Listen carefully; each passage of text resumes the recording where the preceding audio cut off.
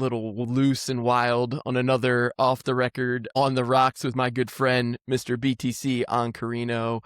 Things are a little wild right now. We've still got major war happening. The vibe in DC is starting to feel like summertime. Meanwhile, you've got Trump telling the Fed you've got to review all of these AIs and all these big LLMs. We covered GameStop last week trying to make this acquisition using Pokemon cards and vibes. Pokemon cards entering the chat, staying in the chat in terms of collectibles being a big focus right now of the tokenization of everything. OpenSea making news, re-entering the chat with their new tokenization capabilities. This all seems absolutely related to the need to boost the U.S. economy and pay down the U.S. debt with Pokemon cards and vibes. So I think that's what's happening on this coast. How's it going on your coast? What's the vibes looking like? The vibe here is that, the Cannes Film Festival wrapped. That was like the big news in Hollywood, or should have been the big news in Hollywood, but it really wasn't any news in Hollywood because it turns out that most of the films weren't from Hollywood. It was, I guess, the largest European entree of films in the history of Cannes. At least that's what I've sort of heard from the buzz. And so it was really about, nothing really much about Hollywood and LA coming out into Europe, which I thought was really interesting and maybe a sign of that sea change of everyone here is consolidating, right? We're still working through the Warner Brothers acquisition. We're still trying to figure out what departments are going to merge. There's still gray box talk, right? It's not green screens, it's gray boxes. What does that mean for content creation, etc.? And, the May Gray, buy in May and go away, is kind of confusing because of the blue moon that's coming up this weekend. We have a second full moon. It's going to be a smaller moon based on its location to the Earth, proximity, but it's still there. And the that energy of the buy in May and go away, to me, is starting to feel like the load up in June and see you soon. I feel like we're just going to kind of bleed into it. And the cycles of graduations and the cycles of matriculations and all of that is, with the late May 31st on a Sunday, bleeding into the beginning of June, it feels like there's still a lot more dominoes to fall, to be honest. It doesn't feel like they're all going to get done by this Friday, which I feel like is what everyone's gunning for. All the polymarket bets say, is this going to blank happen before May 31? And I don't know. You tell me there's a lot of things happening, it feels like, and we're already at 27. Two more work days and maybe some change on the weekend. Feels like we're going to start to roll, that this buy and May go away is going to start to get stretched with this new feeling around the globe. Yeah, you just listed off so many things, and I'm like pulling these threads together in my mind and trying to make sense of it all. But one of the big narratives that broke through for me this week, this going back to the moon, right? And this started back in March and April and the Artemis launch. And then you're starting to hear even more about it. You mentioned SpaceX, and there's this big giant IPO that's waiting out there to happen. Meanwhile, OpenAI with their giant IPO. And yet here we are at film festivals trying to get people comfortable with the idea that the submissions to these film festivals were created using AI. And we have to kind of get people comfortable with that first, right? If we're going to create the narrative using AI and these new technologies, then we got to get people comfortable at least seeing the movies, this meta view. That's got to be okay for us to then pack our bags and go to the moon, because we're going to be showing you these things on TV about people landing on the moon, right? And people building this new spaceport on the moon. Are we sending robots in first? So wait a second. We're sending AI robots, humanoid robots, to go build a space station on the moon. But when I watch it on TV, I'm supposed to believe that it's real because I already know that all the AI film festival stuff, that's already being submitted. It's in its own category, and we're okay with that, right? Like all of these dominoes have to line up in order for it to all work. And I think the clock has run out here in May in the final weeks. And I can pull the same thread through to the Clarity Act and getting this thing over the finish line. And everything feels like it hinges on this little piece of legislation but yet, all the big guys are moving forward. I mean, we can cover it in a minute, but take that for a second, and then we can get to all the MasterCard, bit license, New York news. But, from a narrative perspective, we're going to the moon. We're going to go back to the moon. Again, we're going to reach new all-time highs. We're going to go further than we've ever gone before. But we need you to believe that it's real. You need to trust that it is not AI. The trust layer too. And I was thinking, we were just having this conversation this last weekend about how there was this parallel moment in time that really you and I and maybe some of our listeners, maybe some remember, maybe most don't. But there was a time in the late 60s when we were going to go to the moon, which was, of course, up for some amount of controversy and some kind of amount of question of, well, how was it exactly that we went as fast as we did? Obviously, we were motivated to beat the Russians and other countries, et cetera. But at the same time, today, that we're seeing all of the powers that be trying to get everyone comfortable, trusting of this idea that, yes, we are going to go. Rewind time in those late 60s, there was a similar effect, which was, well, we need to invoke Hollywood to make this something a little more sexy than just a normal scientific exploration. We're going to go get the premier director of the time, whose name is Stanley Kubrick, who was working on a movie about being in space called 2001, A Space Odyssey. It wasn't called 2001, We're going to get to the moon. It wasn't called 1969, We're going to the moon. It was just called A Space Odyssey, 2001, a date way out in the future, 2001. Think about what happened in 2001. I mean, literally, it was nothing futuristic about it at all. But anyway, we're going to go. And Stanley Kubrick, the director, designed the spacesuits for his astronauts in his movie. But then also, NASA just went ahead and used his spacesuits, which if you just think about it from just the philosophical question, which is, does a movie director know anything about making an airtight spacesuit that would protect someone's life in space? Probably not, but they use his designs, right? This would be like Ralph Lauren Polo designing our Olympic outfits for our athletes, right? You design it, but then we'll make it real. Okay, so now you trust us because you saw this gorgeous movie called 2001: A Space Odyssey. So then when you see these little tiny blips of photos and black and white pictures and things of us on the moon, you believe it. You're like, of course I can see this. I can believe it. So that trust was created. So now here we are again. Most of the people who were around to watch that late 60s broadcast aren't paying attention. We have many generations of people, Gen X's, we have I's, Z's, Alphas, everyone, millennials. We need to get them to trust us now because they're looking at these old black and white photos and guess what? They don't believe it either. So now we're going to show you. And so now there's this delicate balance of, well, how much should we show via AI in Hollywood pictures versus, and will that have a negative effect, a backlash, or do we need to show more about that going to do stuff on the moon? And I start to see that there's the same kind of this challenge, this dichotomy, and it's maybe no surprise that OpenAI turned off Sora. Like, people started making movies on Sora of going to the moon with AI. And if you start to let the UGC saturate and control the narrative, well, then you've by definition lost control of the narrative. So just those events of sorry, we're pulling down all really high quality AI video making stuff. And we're not going to really let you get after that because, gosh, it's too resource intensive. By the way, we got to use our resources to go to the moon again or whatever is happening. So to me, it feels like this is literally a Back to the Future. And the year note about all-time highs is just so rich because in this world where literally everyone who's in the news is a billionaire. So these guys already kind of have all-time high money. So they have to go do all-time high other things like fire rockets around and go further away from the earth or further into the ocean, which we saw a few people try. But so explain to me this, if everyone is going for the all-time high, how do you know how high the all-time high is unless you can establish the benchmark, a trustable benchmark of what the former all-time high was? Well, and I think that trustable benchmark has got to be a borderless currency of some kind.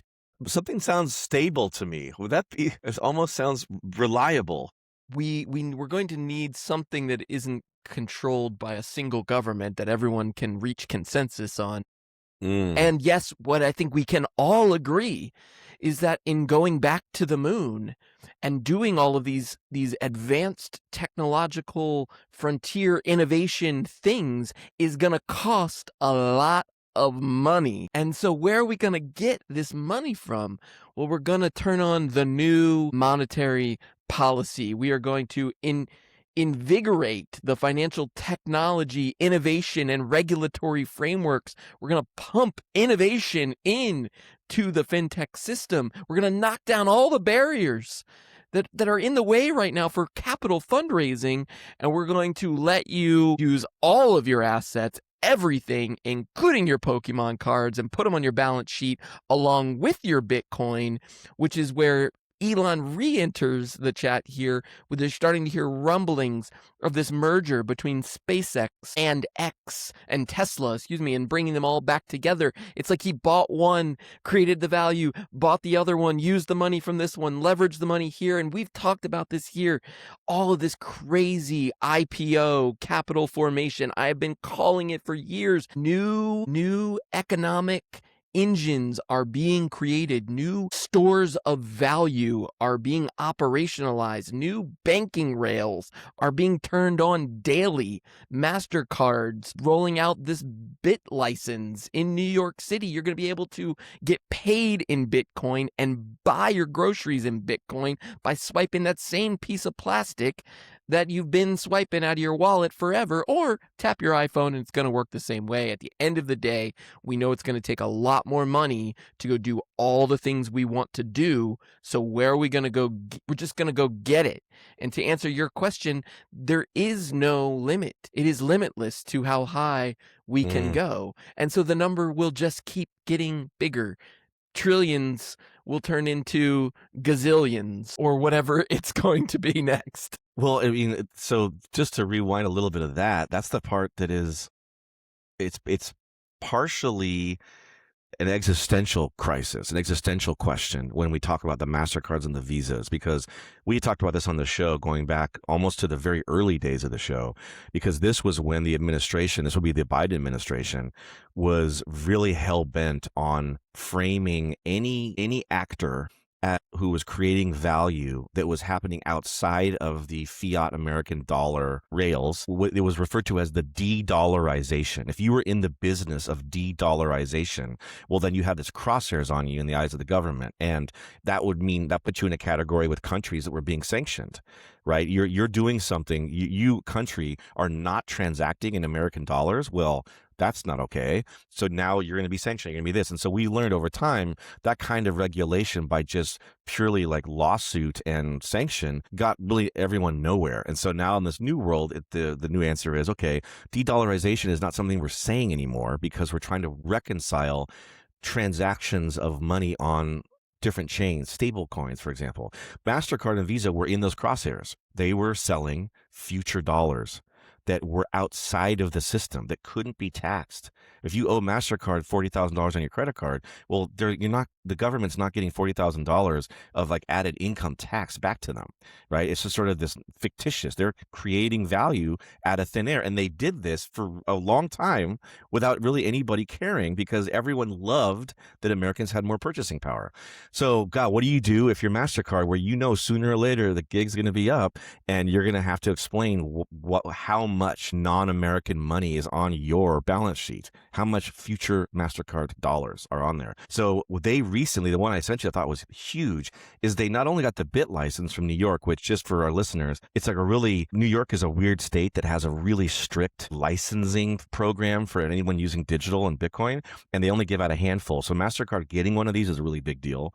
And then they go ahead and they acquire a stablecoin firm. They go spend $2 billion and buy the payment system BVNK in order to have those cryptocurrencies pegged to the asset, the US dollar, not the MasterCard dollar, but the US dollar. And so now under the Clarity Act, as it's rolling out, MasterCard no longer is in any crosshairs because they're not actually doing anything that's outside of these new payment rails. So I think as you see these players just settling in, if you don't, it's almost like there's a vertical integration that is expected.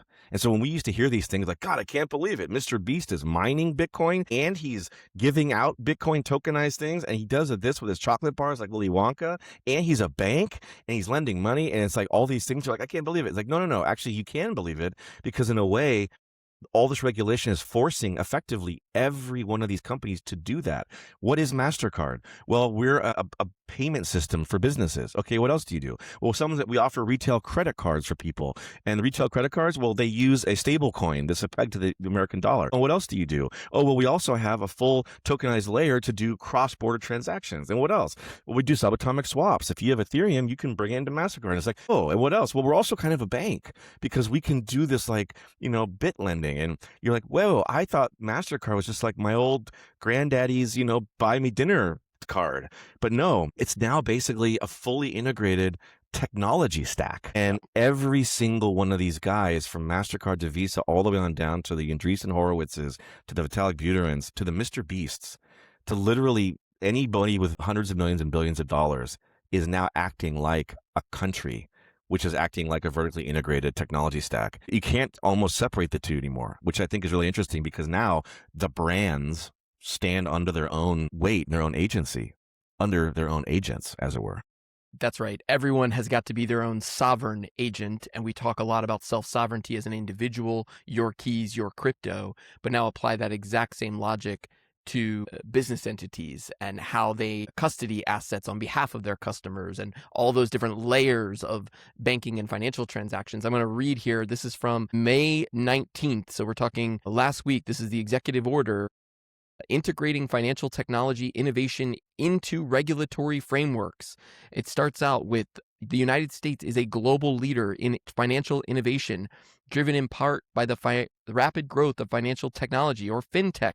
And this says specifically, these firms provide innovative services that enhance financial products and services and create economic opportunities for all Americans. The federal government must remove overly burdensome and fragmented regulation and supervisory practices that form barriers to entry and primarily benefit incumbent financial services. So all of a sudden they can come out and say, we need all the new guys because guess what? All the old guard, they're already teed up, man. They already rolled it out. They already put out the press release. You can go launch your own token. Sure, go right ahead, because we've already got it covered out the front door, which is also where I think this timing with clarity, we've covered this for the last 4 months. It's felt like this thing is just coming. But really what I think is happening is it really doesn't matter.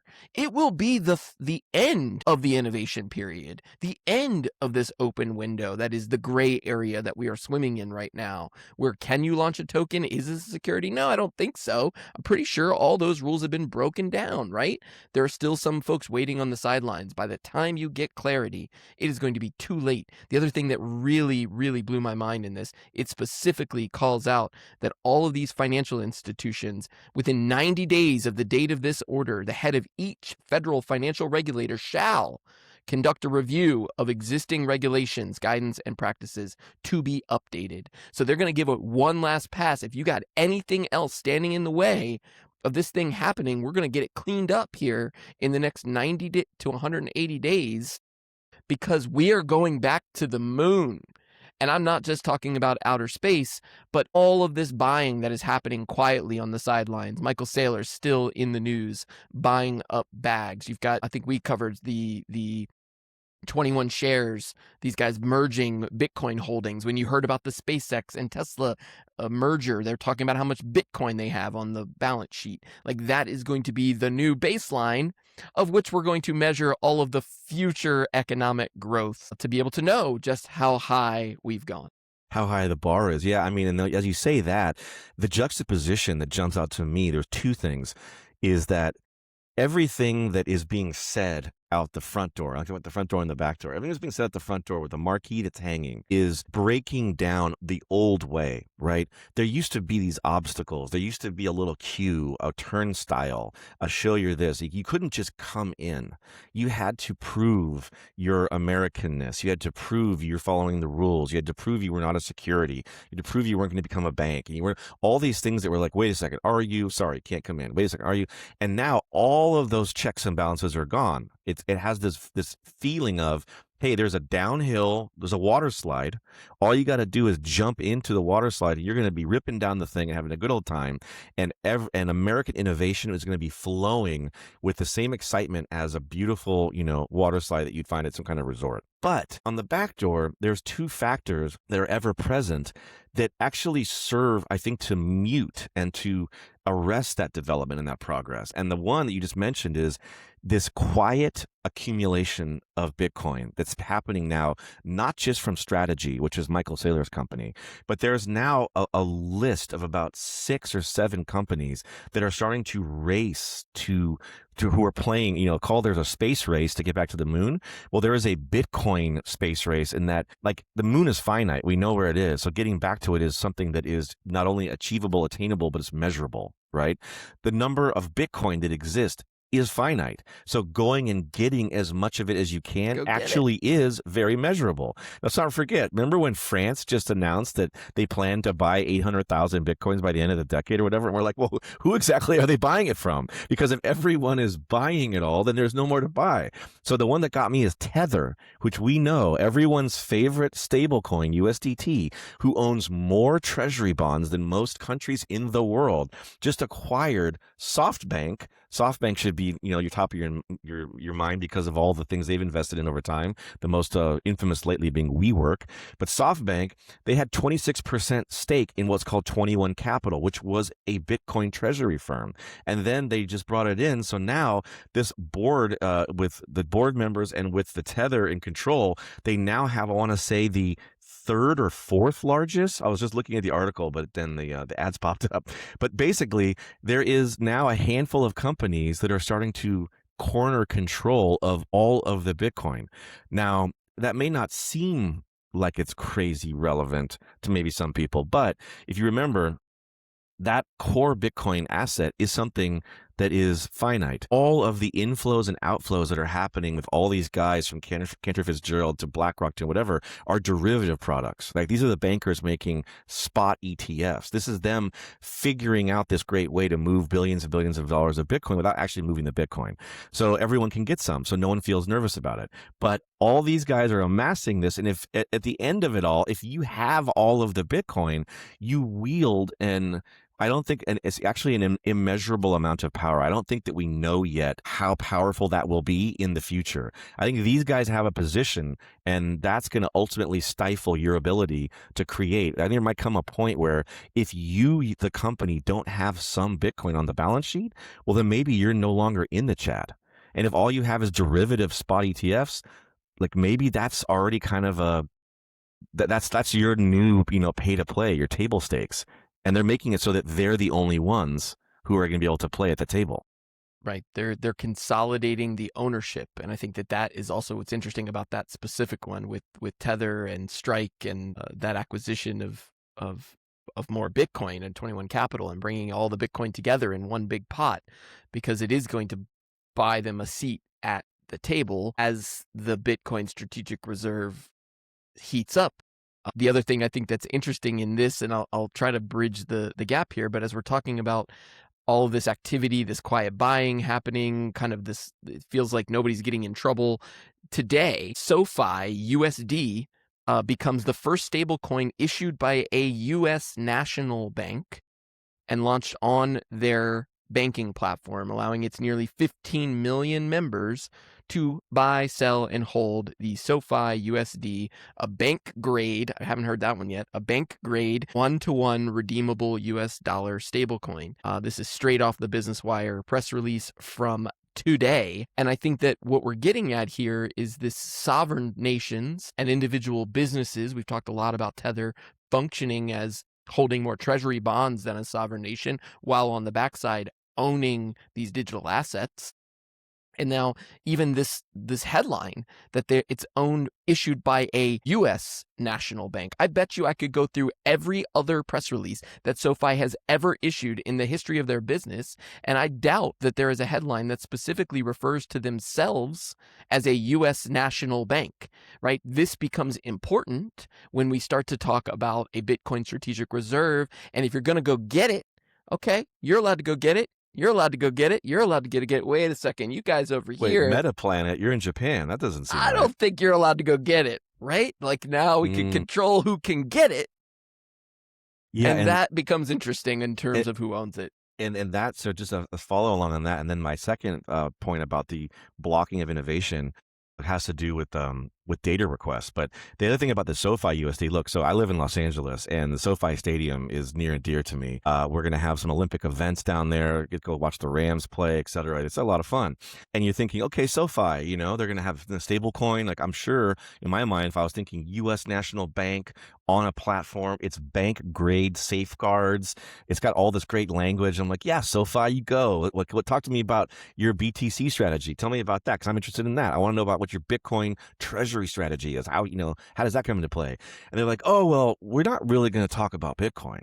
No. So we have multi-chain flexibility. Our SoFi USD, which is pegged to the United States dollar, is available on the Ethereum and Solana blockchains.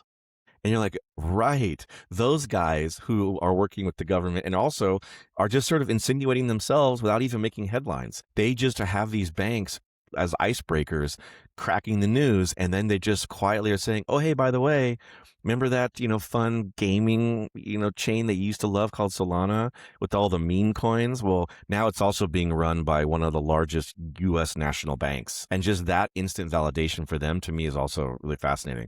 But the second one about blocking innovation, this is the one that came up that is now the bets are strong for the 30th of June as opposed to the 31st of May on Polymarket, which kind of gives you an indication of where the wind's blowing. But will there be an executive order that will be framed with those 4 words that we all know, matter of national security, that will be signed by the president to say that every AI company who is going to be rolling out to consumers some product, so you can name them, right? It's going to be Google, it's going to be Gemini, it's going to be Perplexity from Anthropic, it's going to be OpenAI, ChatGPT, Claude, everyone has to turn in their LLMs and maybe also their RAG systems. I don't know how deep they went with their acronyms, but they basically need to show the models.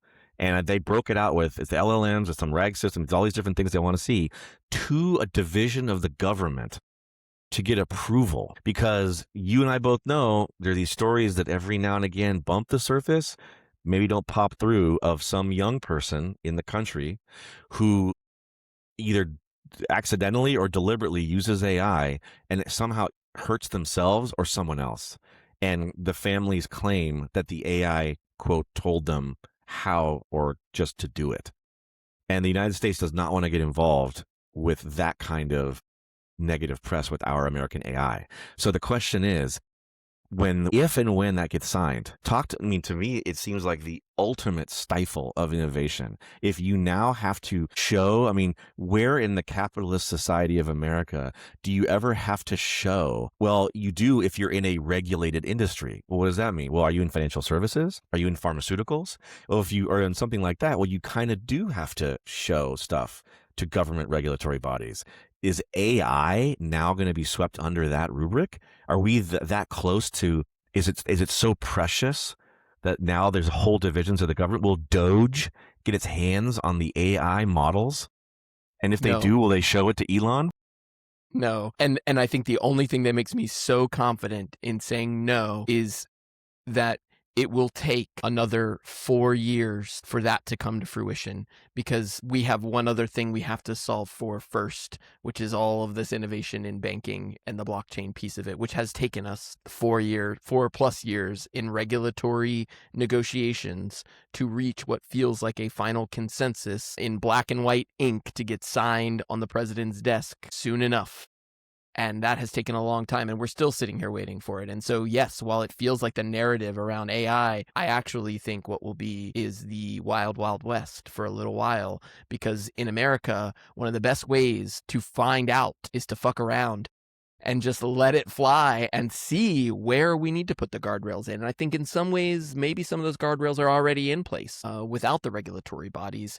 But I do know that the Anthropic CEO had to go talk to the Pope before we could ever get any kind of US regulation, we need to know how God feels about this AI. So we're going to start there, and we're going to work our way all the way down to the Capitol Hill steps before that One thing gets signed. nation and one AI under God. I mean, I had forgotten about that Pope story. That's a really good one to bring back around, maybe to close it off. But the intersection of, are you a man of science? Are you a man of faith? And the Pope actually says, well, I'm both on some level, which is something by his actions, not exactly his words verbatim, but his actions for the first time are, and he's an American Pope.